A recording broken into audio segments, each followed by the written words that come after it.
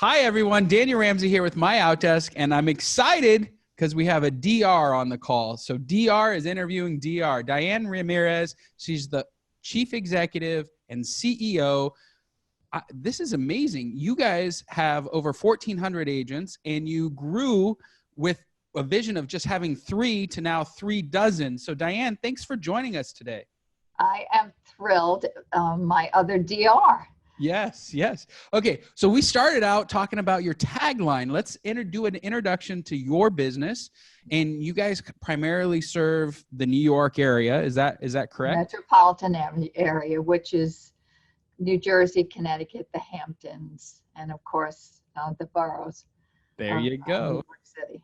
Yeah, there you go. And that's a challenging market. Is that correct? It sure is an exciting one. And, yeah, that's good. Let's talk about your company. Tell the listeners where you come from, what your role is. I know you've got a ton of experience and you've grown a really amazing brand. So let's make a quick introduction of who you are and what you guys do. Okay. Well, as you said, we're a New York metropolitan area. Yes. And we started the firm in 1984. I was already an agent for many years. Yes. And it was time to really get myself knee deep in it. And I had the dreams and visions of what I thought real estate should look like. Because we were a little bit like mom pop back then. Yes. In New York City. And some in the nation think we still are, because we do not really have a formal MLS. Yes. So think back in 1984, how far behind we were. Yeah. So I had this vision that I just wanted it to be a more dynamic industry, rather than in back offices, and all our listings were on index cards. So I thought it was time for a little computerization and a little upscale in marketing and just a more forward-facing company. So that was my vision. And then I met a gentleman, Clark Halstead, who was going down the same road on the same track, but we weren't together. And we met, shared our business plans together, and decided to come together with Halsted Real Estate. Wow. And that was 1984. And our vision was 3 offices. And the reason for 3 is, again, everything was in back offices then. We wanted to get out in the communities. We wanted to be in storefronts like the rest of the nation is. So you see us when you come in a neighborhood. Wow. And New York, for those of you, it still is East Side, West Side, and downtown. So that's where our 3 office concept, kind of our triangle, comes from. Sure. And that was our vision. Let's get in the community and be in the East Side, West Side, and downtown. Wow. And we are not a triangle anymore. No. We're way past that. And then also, we wanted to be more tech and marketing focused. Yeah. Technology back in 1984 was really just about a computer.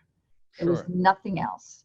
There weren't Facebooks and all of social media that we talk about today. Sure. So we were the first company that hired a programmer and created our own listing system. So all of our listings went in a computer, and we ripped up all our index cards.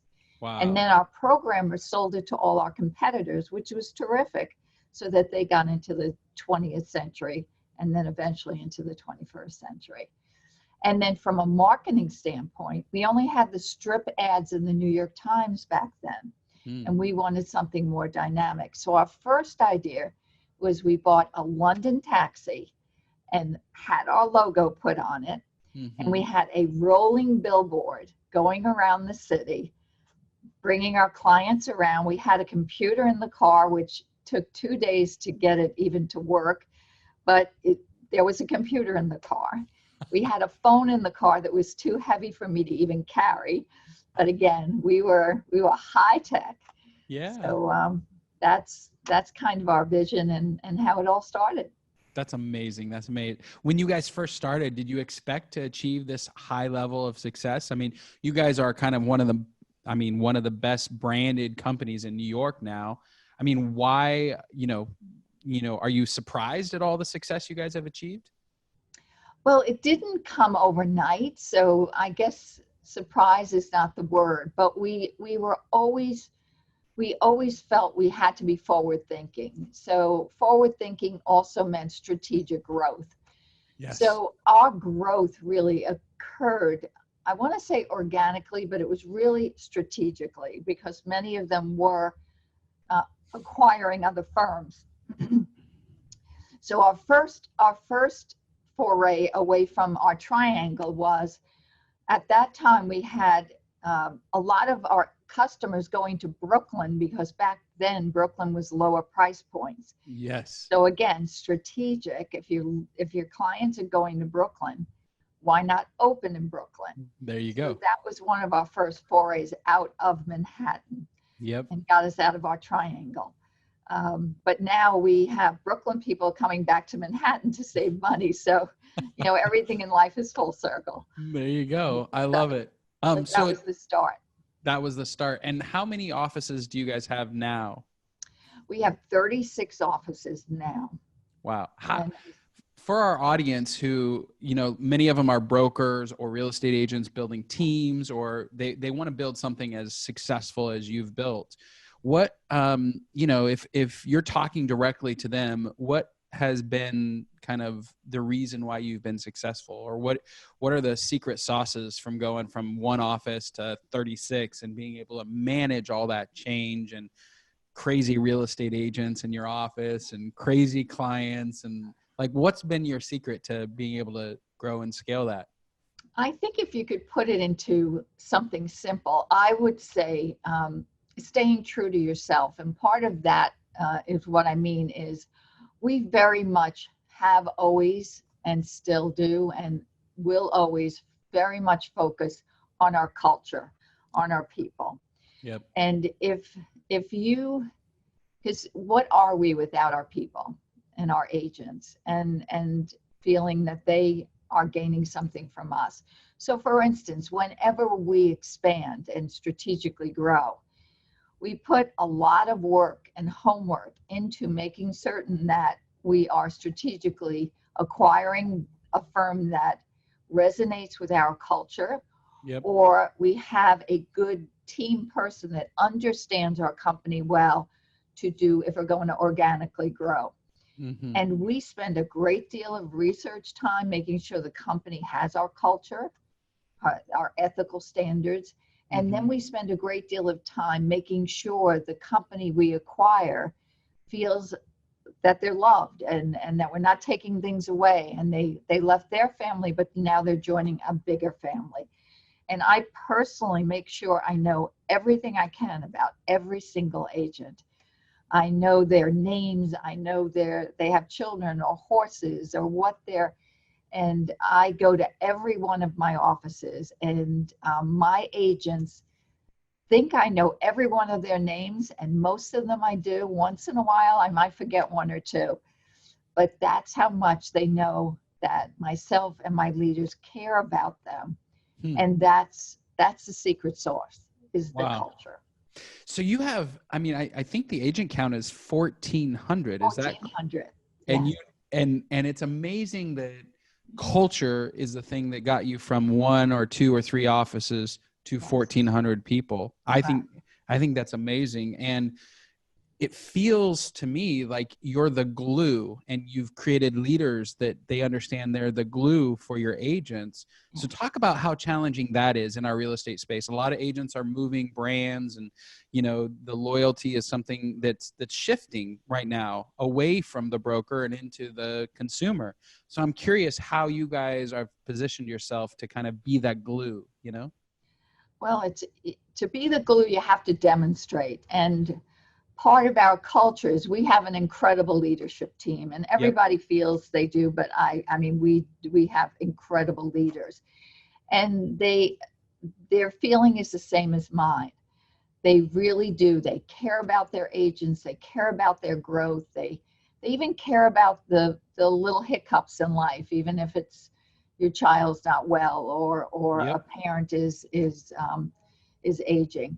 So you really have to show them you care, and not about them and what they're bringing to the company. It's about them being part of our family. And we use that word a lot, and we mean it genuinely. So they're doing exactly the same as what I'm doing, and they're following through. So it's consistency throughout the company. And what they're doing is helping them get to the next level. So when you talk about loyalty, we find our agents are loyal because they see the value of the leadership team. Right. They know they're in trouble with a deal. Something's falling apart. They need help. They need some outside bit of information. They know we collectively will deliver it. And so that they know that translates to them in dollars even. So Right. it's not just the caring and knowing that they're important to us. We help them make a difference at the end of the day in their pocketbook by deal doctoring or whatever it might be. And those are the things that create loyalty. You want to feel loved, but you want to see the added value. And that's what my leaders do. They bring added value to their agents. That's a great articulation of how to serve rather than, and how servant leadership can be implied in the real estate world. I really appreciate that. Let's trade gears or switch gears a little bit. You guys are positioned in the luxury space. Is that correct? Absolutely. Talk to us about that. Give us some ideas. I do, because to me, luxury is not just a dollar sign. Yep. And we're in many, many markets. And I have markets where we've got properties that are 80 million. And I have other areas where they're high end, maybe 400,000. Right. But does that mean my expensive areas are luxury and my luxury property in the 400 range is not luxury? So to me, luxury can't be a dollar sign. It has to be, what is luxury to you? If I ask that of a person just starting out in life and they want to get their first apartment, that luxury may be a room that's all theirs and no roommate. But that's luxury. Yeah, in New York City. Exactly. And that didn't cost $80 million. Right. So our firm focuses on luxury, but it's for the luxury of what is the luxury for that individual. So even if it's just you want a studio where you have your own space, or you want a triplex penthouse, and in the best building in New York City, for instance, you treat the customer as a luxury customer. Get to know what it is that's luxury for them and make sure you deliver that. And is that part of your service offering that kind of separates your branding from your competitors, is just delivering, help us understand your positioning in the market when it comes to serving the luxury clientele? Well, it's having agents with that mindset that it's not just a transaction dollar, and I'm not just dealing with well-known clients. It's right. Each client has to be treated and behave with them as if they are the most important person. And then when you do that, before you know it, you are dealing in the upper echelon. Yeah. So when you think about some of the cool, because I've seen some crazy marketing things come out in New York and LA and San Francisco and Chicago, some of the coolest marketing things. Can you tell me a story of one of your agents doing some really amazing marketing, or maybe something that the brand that you guys have done as at a brand level? Right. Well, we're kind of proud of we mostly everyone wouldn't know this, but we're members of leading real estate companies of the world. And we have 2 out of the last 4 years won most innovative company in this great network of over 600 independently owned real estate firms. So we pride ourselves in being innovative. And one of the areas where I think we hit it out of the park is our video. We were early in on video. And really have taken it to many levels. And where we are now is the lifestyle. and evoking emotion into the, so we have agents that have connections with the Philharmonic. So we've brought in classic guitarists, we've brought in entertainers, that we have another that has some influence in the ballet world, and we've had ballet dancers going through an apartment, again evoking this elegance and reason to watch it. One thing that we did recently, and it's silly and funky, but we had a 1-bedroom apartment, of which we have quite a few, could not get interest in it. Yep. So the agent that had it happened to have an affiliation with the ASPCA. So what they did is they brought in 20 or 30 kittens into this 1-bedroom. And they had kittens, I'm sorry, it wasn't kittens, it was puppies. I was thinking of something else. Puppies, adorable puppies, tossing and turning and having the best time. It was so watched in the YouTube world, and we sold that apartment 2 days later. We were the 3rd agent. They could not differentiate this 1-bedroom apartment from the hundreds of others. And by having these puppies running around and having all these people watch it, 2 days later, we had an offer on the apartment. That's creativity. Yeah, Diane, that's a great story. I'm gonna use that in the future. You can't sell a house, throw some puppies in it. Evoke emotion. That's awesome. That's really cool. So what are some of it's interesting as a broker. I love I'm a broker too. So I love real estate. It drives my kids crazy. I stop at all the open houses in my neighborhood. Don't we all? Yeah. I love it, man. I can't help myself. But here, as a broker, the world is shifting to starting to provide more and more services to your agent population. Like how are you guys serving your agents to really up the level of value you guys deliver? Well, I do think you have to go a little bit into the technology world for that. That's right. And it's funny, so many people think technology is going to overtake our job and what we do. And I am so not a believer with that. And yeah, me either. The portals that are coming out, we are the core of the transaction. So I don't believe any of that will eliminate us. But I think what it does is it does elevate our game. So you must embrace it. Mm-hmm. So if it's technology, to me, it's treated for what it is, train it well, but it is a tool. And the tool doesn't make things better. It just gives you, well used, more time to be a great agent. Right. So I think you have to be on the cutting edge of technology for your agents. Help them embrace it, help them learn it, make it as simple as you can. And that will help them have more time building their relationships with their customers. Yep. So I do think technology and then along the same vein, the whole idea of social media. I just think you need to do everything you can. We just did something along that with Instagram. What we did is we call it exclusively Halsted. And we now have an internal Instagram. And we're using that as one of the ways that we stay connected with our agents, because we know they're there.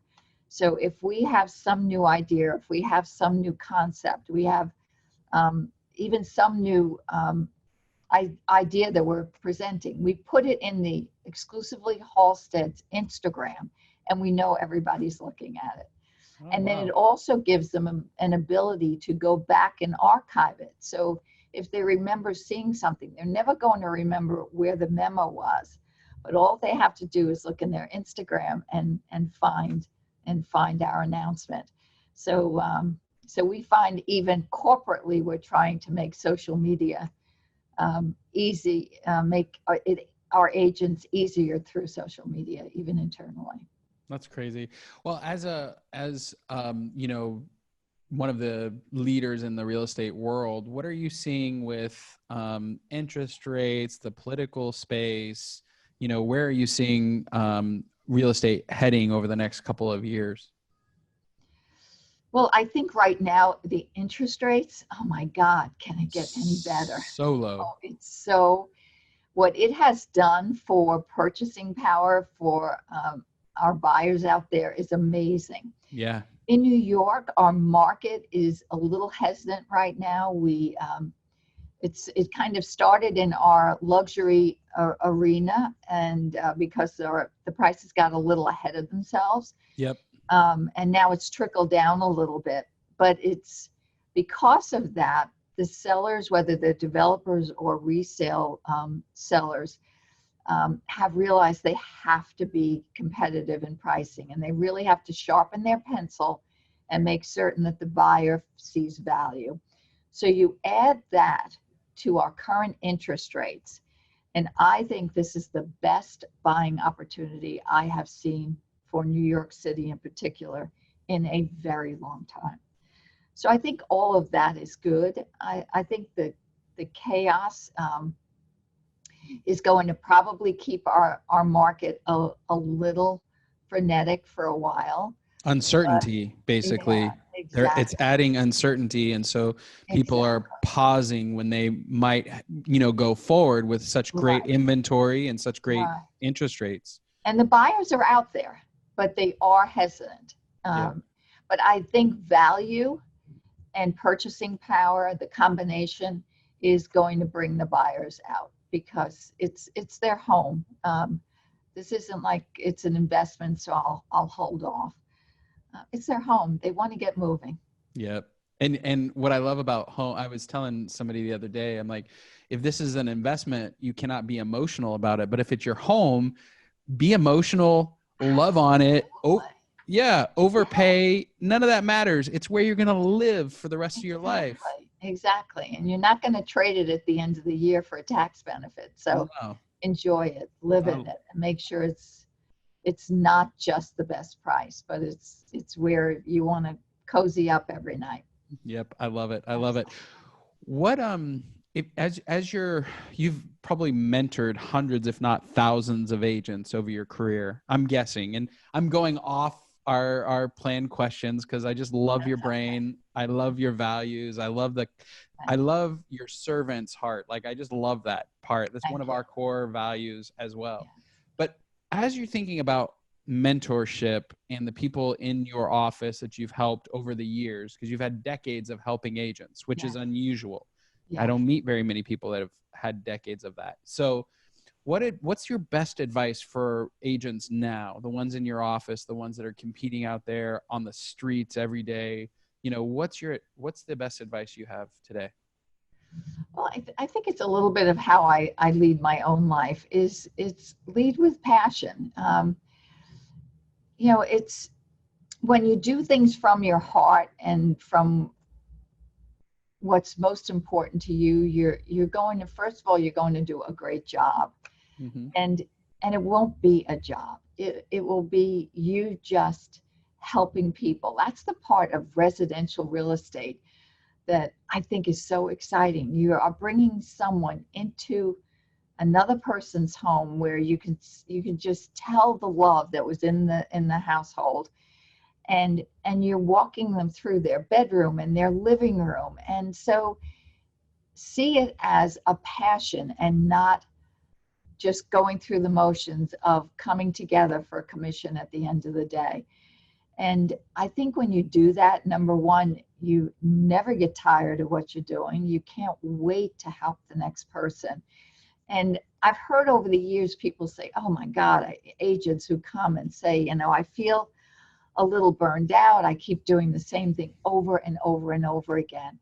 Yep. And if you look at it with helping people and with the passion of what you're doing for their life, it isn't over and over again, because every person has a different story. Everyone has a different vision of what home is. Right. And you're the one finding that needle in the haystack for them. And when you look at life that way with passion and love and of what you do, it's just golden. It's why I skip to work every day. Ah, I love it. I'd like to see you skipping to work in Okay. downtown New York. I'll walk down at Lexington Avenue at Yeah, 8 let's. o'clock, and there I am skipping. I love it. You know what's interesting is recently I went on this tour of a casino, and it was in my hometown, and it was a kind of a cool scenario because the CEO of that lots of millions of dollars casino was a woman, and she'd spent 20 years leading in that industry that's very much dominated by men. And as I sit here and I hear lead with passion and your heart, I wonder your story around that. You're leading an industry that is filled with men. And here you are 30 years in, successfully building a really big, passion-filled business. What's that been for you? What's that been like for you? Well, it's interesting because this is something I also try to help, especially females that I work with and come to me for guidance. Yeah. And I think the bottom line is, from the very beginning, I never looked at myself as I'm a woman and there's all these men around. Yeah. I saw myself as someone starting a business that I had all the desire to make successful, and I happened to be a woman. So whether it's you're invited on a board or you're working with business clients that happen to all be men and you're the one showing them around, just ignore the fact that they're men and you're a woman. You're a business person. You're where you are because of who you are and what you're doing and your passion and your knowledge and your expertise. And the fact that I happen to be a woman and other people around me are men is something I try never, ever to think about. I've been on many, many boards that are in the beginning years ago were almost all men. Yeah. And I walked in the room as if I was invited. So it didn't matter. I wasn't there because I was a woman. And so I just went in because I knew they wanted my expertise. And when you take that out of the equation, it's amazing how it really isn't a female-male situation. It's just leaders among leaders. And that's probably what has led to so much of your success, is that, I mean, just that mindset of getting business done and adding value, and you're the expert. That's why you're there. Exactly. I love that advice. And I, we're almost done, but I've noticed that you sit on a ton of boards for charity and you do a lot in the community. Let's talk about that and how that's helped build your brand and raise that kind of, I guess, celebrity kind of. I mean, you've done a lot of work in your local community, right? I have. And that's really, when I think of building brand, the way I see it is life is multifaceted, and you cannot be all one thing. I'm married for a long time. I have children. I have grandchildren, and blessedly, very successful in all those arenas. And I think of why. And I think the reason for the why is because I made certain every aspect of my life got the full attention. So if I'm in the office and I'm not thinking about home. When I'm home, I'm not thinking about the office. It always intertwines a bit, but the main focus. And in life, I believe you have to give back, especially when you've been in an industry as long as I. So anything I'm involved with, the personal charities, the business charities, the boards that I sit on, it's all about the giving back. And we in our own company, a number of years ago, wanted to do something charity-wise within the company. But I knew that my agents were very charitable on their own. So how would we pick a charity that was appropriate? So what we did is we created Helping Hands. And what we do is we actually physically do things. We go into schools and we paint the school before September. We go into parks and we all just rake the parks and paint the benches. And we just did for the start of school called Operation Backpack. And we helped build and collect the items, put them together and deliver them to homeless shelters. Over 20,000 backpacks for children that were homeless that would not have a backpack at the start of school. Now, obviously, we did it with many others, but my agents, we stood side by side in a hot summer day, sweating away in a basically a loft, putting those together. And to me, that's giving back. It's with your hands too. So that's life. Life has to be multifaceted, and part of life is giving back. Diane, I love that story. And you can't buy that kind of brand equity when your agents are helping you give back like that. And seeing it blow up in social media, it was so exciting. And that's not the goal of it, but that was the joy that came out of it. Well, Diane, thanks for being with us today. You've built an amazing business. If somebody wanted to connect with you or be in your world, how would they best do that?